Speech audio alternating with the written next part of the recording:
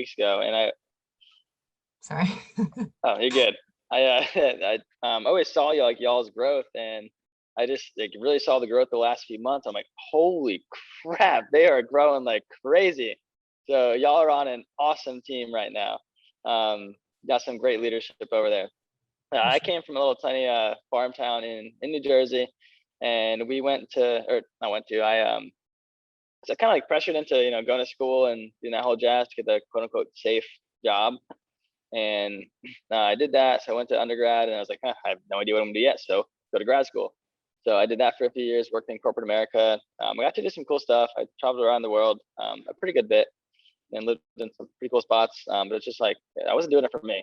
And my boss one day goes, hey, dude, like, you can work really hard for your next 10 to 15 years and you can get to where I'm at. And I'm like, yo, like, if I'm going to work this hard, I'm going to do it for myself. So I started looking for all these, just like any entry level sales jobs that I could find, where even if I was getting paid a little bit less, I was working to not working for the money, like not working, every Friday, get my paycheck, woo, sweet, and then go spend 1,000 of it that weekend. Like I didn't want that. Right. And so I was just like, okay, let's just like work to learn, not work for the money. And I was being a data analyst as my prior trade. I was like, okay, let's go on Glassdoor, check out a bunch of companies. And when I was looking for like sales jobs, like all these insurance stuff popped up. I'm like, no, I'm not selling life insurance. Like, no, I'm not going to do that. And it's like, I saw all this stuff about Family First Life. I'm like, okay, well, I got to check it out. So I looked on Glassdoor. I'm like, what the heck's going on here? There's like, when I started, there were like, I think like 498 like reviews, and like there's like 4.8 stars. Like everyone's loving it. And it's like, something's up. So I got to at least prove to myself that it is too good to be true. And so I got out, I went and got my insurance license, and my birthday weekend, I took that weekend off. So I took it was like a Friday, Saturday, Sunday off. Helped a few folks out on that Saturday. I was paid with America on Tuesday, and I was like, damn, that's a lot of money in my bank account. It was like $4,000, and it would have taken me like almost a month to do that in my corporate job. And it's just like, is this real? I know, it's like when you get like, those first sales that are America, and it's like 2 days later you get a deposit. It's just the best feeling ever. it's amazing. Yeah. And so I had Well, to that's take cool. my debit card to make sure that the money actually worked, and it did. So I'm like, okay, I'm going all in. Like, Is this Monopoly money? it. Yep, So it who is. brought you onto the business?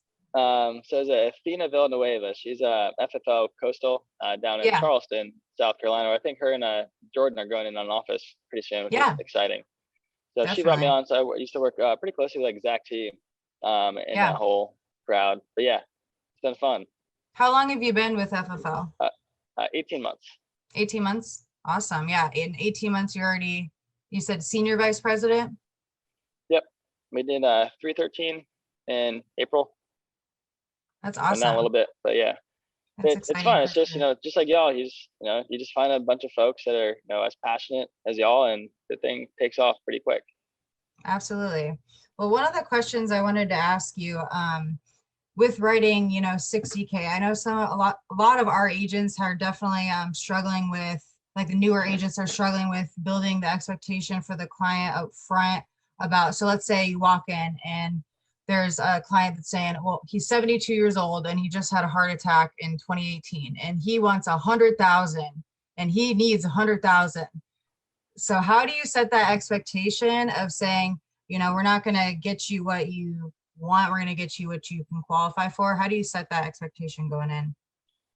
Yeah, so if I walk in, he goes, hey, dude, I know exactly what I want. I need $100,000 term policy. I'm like, dude, you just had a heart attack. Like, let me do my job real quick, and we're going to see what we can actually get you taken care of. Is that fair?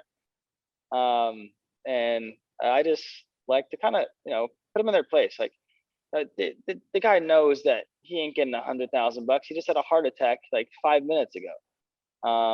So I want to establish what their needs are. So, hey, we'll kind of see what we can qualify for. Just let me do my job real quick. We'll go through this real quick. And we'll kind of draw up some options to see what the best route for you would be. And I think it's just that split second of being confident exactly when they say that. And just showing that you're in control, it helps out a whole lot. But yeah, I mean, that can be a tough one. But if someone really thinks they're trying to get $100,000 policy and they just had a heart attack, like again, like 5 minutes ago, they're yanking your chain. Yeah. Because they know that that's not the case. So I think when you present yourself as a professional, I mean, say, hey, we work with about 25 different companies here in the state of Florida. Let's see which one we can actually get you qualified for. And then as you go through a needs analysis, like the financial inventory and all that, you're going to find out that, he just needs final expense coverage. And, something clearly behind for the spouse or the kids is going to be better than nothing. Okay, so what kind of leads are you running right now? Are you mostly mortgage? Are you running internet leads? What's the main, or are you doing a healthy mix of them all? Mortgage and internet leads. When I first started, I was strictly game time final expense. That was my bread and butter. And about a year ago, I started getting into mortgage. And now it's pretty heavy mortgage. And then, so I'll probably set about 15, 20 mortgage appointments a week, then another 15, 20 internet leads a week. Yeah, I was just talking to one of my agents about that. It's like mortgage are great, but there's not enough to go around. So you always have to supplement with some internet or some, final expense or whatever you can get your hands on at that time. So with the internet, how are you setting, because I know you just said you do like a needs analysis. How do you go about that with an internet lead if you don't quite know what they can, what the appointment's about? So my favorite line for an internet lead when I get in the home is, hey, I guess you need some insurance, eh? And it just, it's like, hey, because right away I'm going to find out whether or not they're serious about like needing insurance. But then, we just walk down, right after that, we just kind of go to the kitchen table. Then I just treat it like any other appointment. It's just like you're a true insurance agent, not necessarily, protecting the mortgage or, protecting their final expenses. You're really trying to figure out what their whole picture is. So as soon as I get to the kitchen table, I say, hey, Mary, Bob, Mary, y'all seem like great people. But in all honesty, like, I'm not here to be the friend. I'm here to make sure that we guys, that we can get you taken care of today. Is that fair? And they always say yes. Like, they appreciate that. And what I say is, hey, what we're gonna do, we're gonna go over your goals real quick just to make sure I'm on the same page as y'all. We're gonna go over your income and health stuff to make sure that we can find something in the budget. And then we're gonna based on the health stuff, we're gonna shop around for you today, and I'll show them my the carrier credibility worksheet. So they don't really know who Dan Chernati is yet. They know who Mutual of Omaha, Americo, Aetna, CVS, John Hancock, AIG, Gerber. They know all these people or these companies, so it kind of brings them at ease a little bit. And then after I finish that, I say, hey, after we do that, what we're gonna do is go over some different options for you to make sure that we can find something affordable and that reaches your goals. And then what we'll do is we're gonna help you put an application in to make sure that we can get something in place for you today.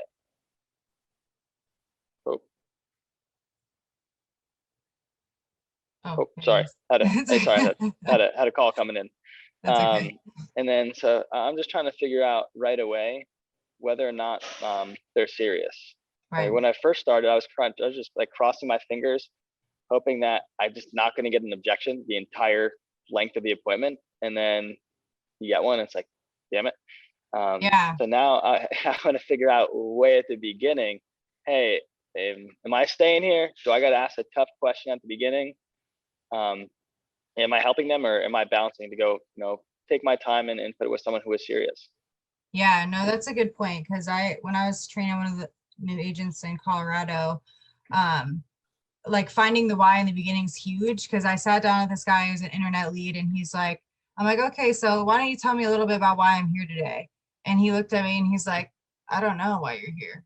And I was like, okay, well, most people fill out this request because they're wanting to cover either burial expenses or final expenses, maybe an income replacement if you have a spouse or kids, depending on your income, or just trying to leave some extra money behind for the kids or grandkids. He's like, I don't have a wife, I don't have a family, I don't have kids, I'm a veteran, so my burial's taken care of. And I'm just like, all right, well then I'm gonna leave. Like, he was just like, I have no why. So I'm like, why would I waste my time going through the whole appointment? And she was like, yeah, I'm so glad you asked that in the beginning, because we would have sat through the whole thing and then him be like, wait, I don't know why you're here. Yep. So yeah, exactly. And it's just like, hey, dude, if you ain't serious, just please quit filling out forms, stop wasting my time and setting appointments. Yeah, you And just I got your say like, next one. just, it's just like you're like a doctor, right?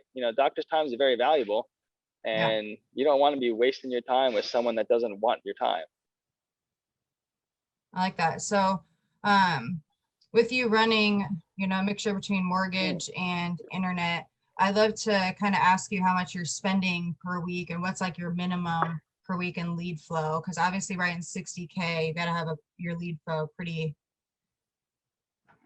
down. Yes. I used to hate when I got this answer, but I don't even know what I spend anymore. Yeah, It's I used to hate when I got that, and now it's just like I need more leads. But it's probably sitting right between about $2,000 to $3,000 a week, depending on how much mortgage comes in, right around there. yeah. I feel And like that's a pretty I think common it's theme. pretty, Like every person we ask about if they're writing over 50K, it's usually between 2,500 and 3,000 a week. So that makes yeah. sense. Yep. I remember when I first started, I saw, Easton and Zach T and Eric Schmidt, Chris Photo, all these new folks. And I would call them, pick their brain, like, hey, dude, how much are you spending? Because I was always told, hey, however much you want to make, basically, however many families want to help, how much you want to make, it all comes down to how much you're spending. So I just pick their brains and they go, yeah, all about 2 to 3,000. So I was like, okay, I got to get there as fast as I can. Absolutely. Well, tell us some things that are unique to you in the in-home, some things that you would say you've learned just from failing forward. Do you have any specific things that you would say are unique to you when it comes to the in-home? I don't know about unique to me because I'm pretty much just a copycat of what other people are doing. So I don't think I'm really doing anything too different. One thing that I really started implementing lately, though, that helps me a whole lot. And I got a guy on my team, Shad. He's going to do over 100K in June, and he took this advice from Easton and Brittany and Jay Conan, three rock stars on Zach T's Yeah, team. And now we dig a little bit deeper into their actual financial inventory. And when I say the financial inventory, like really the financial part of it. So I always ask about the income, and then we always go over the expenses as well. hmm, And hey, we got the rent, any other major bills here. Excuse me. And well, car payments, utilities, food, and we really try to get a good picture of how much that they're actually putting out, right? Because our job is to find something that's going to make sense for them and it's going to be affordable. right. So even if they're making, let's say 5 grand a month, and then you find out they have $4,759 of expenses, like in your head, you're thinking, hey, they're making 5 grand a month. We'll be cool, a $500 a month Right. premium. But then you find out, really it's not the case, or vice versa. You find out they're making 5 grand a month. They're only spending 1,000. You got a lot more wiggle room there to make sure that we can get some protection in place. So once we go through the budget, I say, hey, great news. Based on your debt to income ratio, we can pretty much afford just about anything. It's just a matter of how much coverage that we're actually trying to leave behind. What most folks do, Mary, this is what we're going to do here today to make sure we can get something in place for you that's affordable. We're going to take 10 to 15% of your disposable income, and we're going to use that as protection for one another.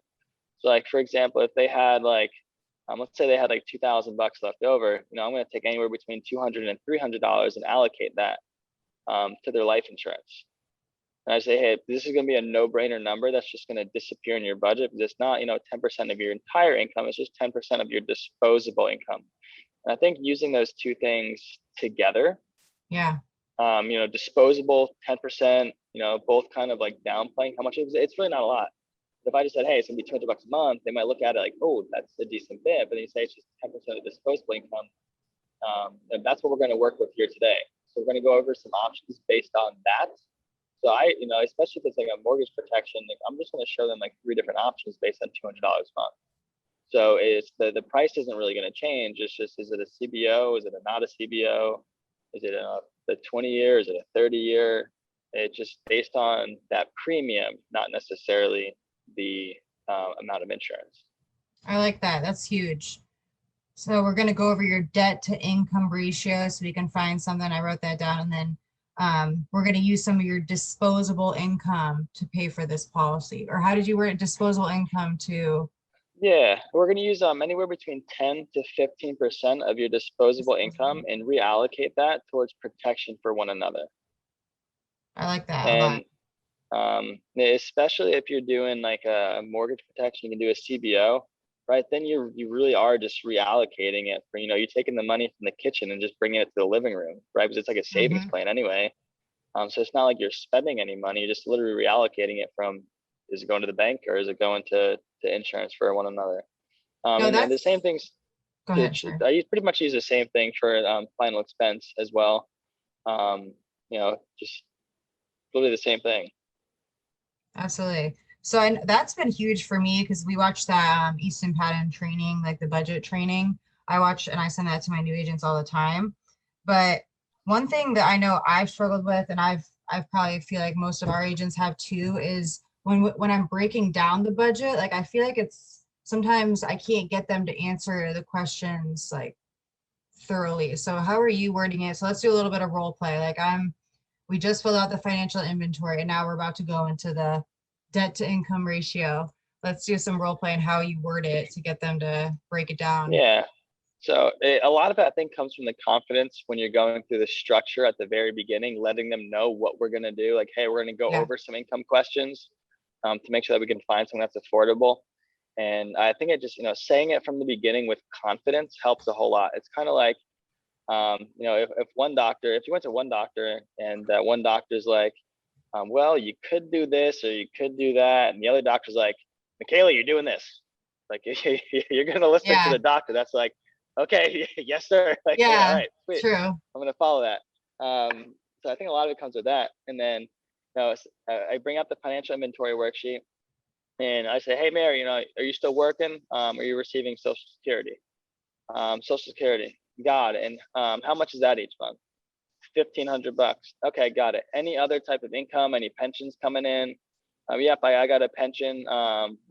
From being a teacher, it's about $2,000 a month. Okay, sweet. And any major expenses, Mary? Like, how much is do you rent or do you own? Or I rent. Got it. And how much is your mortgage payments here? And or sorry, how much is your rent payments here? And $1,000. Okay, got it. Any other major expenses? Like, I'll either ask that, or I'll say, hey, how much does it? I like this question a lot. Like, hey, how much does it cost to keep this house Yeah. afloat each month? I like that one And too. because as soon as you ask that, they start thinking out loud. Well, it's 200 for this, the car payments. So they start adding it up for you, and then you just Yeah. start writing it down. Okay, got it. So cars 200, lights 300. How much on food? 400, and they'll start like typically just spewing it out to you. So I know you said you wanted to role play there a little bit, but that's kind of how I went. Like, do you have like an objection or something that you'd like want to Yeah. give me? So yeah, so let's say we're going through it, you're writing down the car payment things. Like, are you writing it like how I do it is I'm like, I put the monthly income for like both people and then I put it separately so they know that when one of them passes away, like I'm describing the social security survivorship and everything.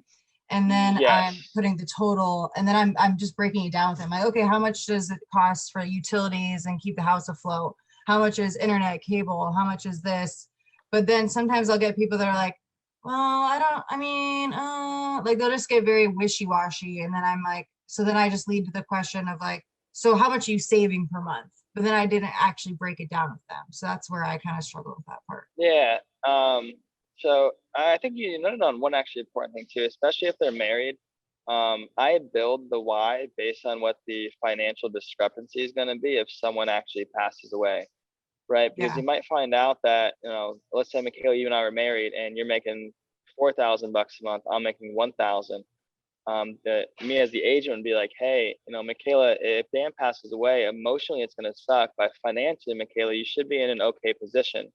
So what we're going to do today is, I just ask myself, like, hey Dan, like, if Michaela passes away, our bills are, $2,300 a month, and none of her income is going to be transferable to you. What are you doing? And just make them talk.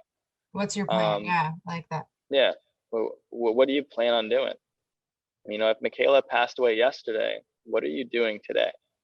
And just make them give you the plan right then and there. And you're gonna find most of the times there isn't a plan. Yeah. And that's when you say, got it. So hey, what we're gonna do today, we're gonna look at getting a much bigger policy on Michaela. Just because again, because if something happens to her, we got to make sure, Michaela, we got to make sure that your husband, Dan, he's going to be taken care of, for your spouse, whatever it is. And vice versa, we're going to look at something a little bit smaller on me, just to make sure that anything like final expense related is going to be taken care of. And that typically helps a whole lot, because it makes sense. Yeah. Right. And rather than giving us, and when I first started, I would have done like a 25. Oh, sweet. 25 for you, 25 for you. It's Yeah. like, it didn't really work that way. And, the longer you do this, the more you sit down, it's just a lot of the stuff just starts. Now you look at it, like, makes common sense. It sounds like it is. But I guess sometimes, people have been in it a while. It's what is common sense to you, Michaela, might not be common sense to someone that's brand new. A lot of that just comes with running 30 appointments a week. Sorry, I think you asked me a question. I went off on a tangent. No, that was perfect. No, that was good. We're not gonna make it last too long, but I did want to kind of open the floor if you guys have any questions for him. I know Billy probably has some recruiting questions, so let's let Billy ask those. Tanner, go ahead. First of all, thank you for coming on the call and talking to everybody. Appreciate it. So what is if you were talking to one of your brand new agents and they came in, they said, hey man, I want to learn how to sell life insurance, but I also want to grow a team. Because I heard this guy say that if you want to go to the beach and get paid, you need to grow a team. What's the first advice you give to that new person that really doesn't know what that means? So are you saying like the new person doesn't really know what it means? I'm brand new in the business.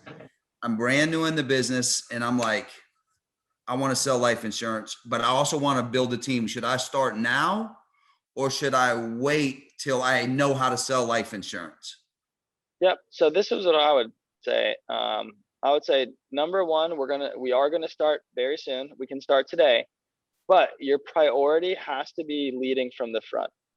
You have to go out there and figure out how this thing works. It's like, look at Gage, right? Y'all's team is killing it, but Gage is leading from the front.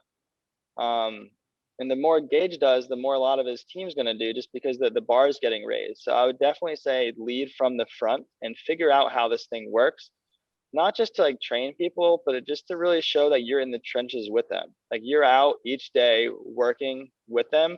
It doesn't just look like you're making money off of someone, because if that thing happens, your team ain't going to grow. If your team's thinking you are sitting on the beach just receiving overrides, can you have that down the road? 100%.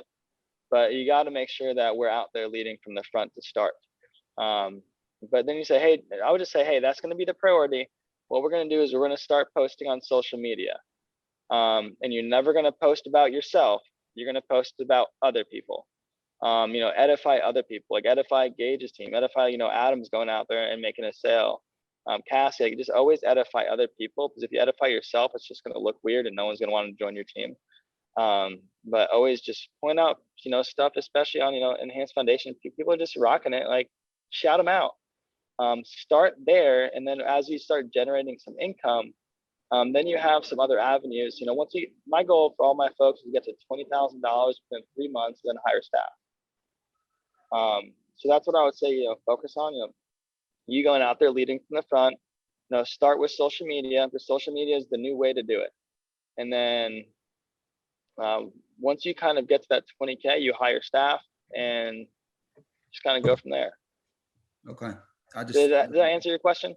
Yeah, no, I just wanted to see, because I know that you have some good growth, and I wanted to see if you maybe had like, okay, because some people will tell you, don't worry about that, learn how to sell life insurance. And then some people will say, learn how to sell life insurance, but do this to start growing your team now. And, I get mixed reviews on what people say about that. And I'm a firm believer in start them building if that's what they want. Yep. So I guess it also depends what kind of capital someone has as well.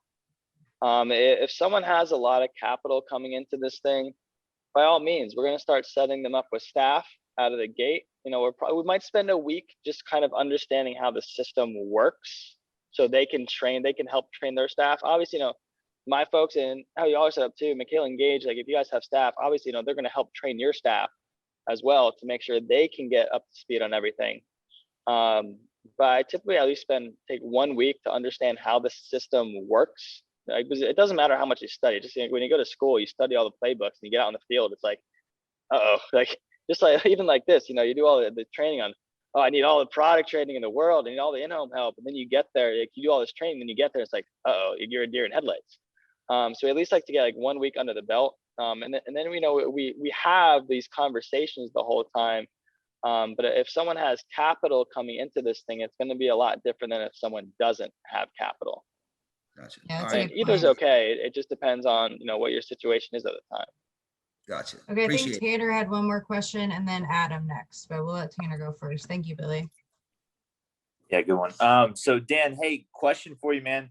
As far as building value and building the why throughout the financial inventory, are you spending a lot of time on that prior to getting into the financial inventory? And if it's not, the beneficiary is not for the spouse, and it's for, their kids or their grandkids, are you bringing that? When do you know it's time for you to move on to, okay, now it's time for us to fix the solution? Got it. Or fix the problem. Sorry. So I'm trying to think how to answer this so it's not super confusing. So, okay, how do I identify the issue when I walk into the home? So if they're married, I'm always building the why based on the financial discrepancy. Like right. I lead it, hey, we're going to go over your goals and then the income and health stuff. But if they're married, especially if it's a mortgage protection appointment, 100% of the time, my why is going to be built upon the financial discrepancy of what's going to happen if someone passes away. If it's someone that's single, it's going to be a different story. Sometimes I just walk in and say, hey, this is what we're going to do. I say, hey, I'm assuming you were filling this out. Well, I guess if they're just single, it's a different story. If they're single and they have kids, like a single mother, single father, it's, hey, I'm assuming you were just filling this out to make sure if you get sick or pass away that your kids are going to be taken care of, right? Because that just, it makes sense. Like who's going to say no to that? And if it's let's say it's a grandma that's just trying to make sure that her grandkids are taken care of. I don't know that when I get into the home that she's trying to make sure the grandkids are taken care of, but I do know, she's a grandma, right? Because I'm asking that, pretty much as I walk in, just building rapport, you find out whether or not they have kids, grandkids, and you say, hey, Mary, heaven forbid something happened to you yesterday. Who's going to be that number one person picking up the pieces for you? And so I lead with that. If it's especially going to be like if it's going to be a final expense appointment, I lead with the emotional part of it. If it's a mortgage protection appointment, I'm going to lead with the technical side of it to figure out what's going on. Did I answer that question, Tanner? Oh, that was you. He's muted. Yeah, Tanner, you muted yourself, dude. Sorry, bro. So you're saying if they are married, more so technical. If they're not married, lean emotional. Is that fair? Yep. Cool. Exactly. And if it's final expense and they're married, I do go into the emotional value a little bit as well. Because they're thinking about death, like just about what's going to happen when they die, how they're going to, are they being cremated or buried? Like they're already thinking that when I get into the house. So I do lead with a little bit of emotional stuff too. Hey, I'm assuming you guys just fill this out to make sure heaven forbid something happens to one of you all that we don't have to come out of pocket for final expenses. Is that correct? And then I go into the technical side of things. Awesome. And then Adam, I think you had a question. If you want to unmute Adam. My question is that I just ran into 2 houses today, and I'm a new agent, and they're telling me that they had surgery within the first year. How do I overcome that obstacle? Because the Prosperity and America, both I'm appointed with, want to know for a year history, and they get denied.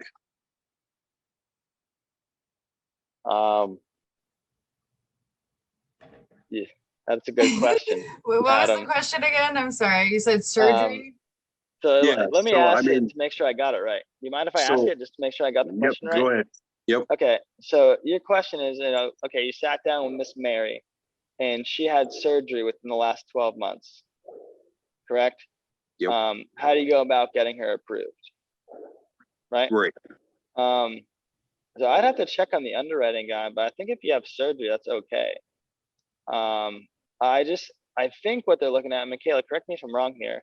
But is any like, super like their kidneys were going out. So they had to have like some, like kidney surgery or something. I think like if they had like a knee replacement or hip replacement or broke a bone, I'm pretty sure that's perfectly okay. Yeah. Okay, It's for because for whole life, it's I okay. But what you answered need to, no. go ahead. I answered yes on the question because I thought that, any type of surgery would just put yes. So now I understand. I mean, you're looking at more like cancer or, terminal or something like that. What you do, Adam, is like Yeah. once you fill out the full financial inventory, just call, who brought you on again? Was it, Cassie. Me. that's what I thought. Okay, so you either call Cassie first or then Gage or myself, and we'll just, you give us all that info and then we tell you exactly what to do. Okay. So that'll help you out. Cause yeah, as a new agent, it's hard. You don't need to know all the underwriting guidelines and all that stuff. That's our job to help you with that. So just call us in the home as soon as you fill out the financial inventory, and you just say it like this. Hi, Michaela. I'm sitting here with Adam. He's, 53 years old.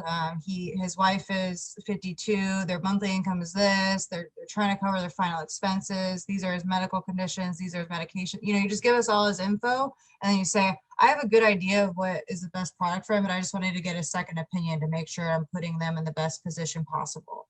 And it builds credibility too, because you're getting a second opinion. So you're not saying like, I'm almighty and I know exactly what's best for you. So just asking that and getting someone on the phone is the best way to go about it as a new agent.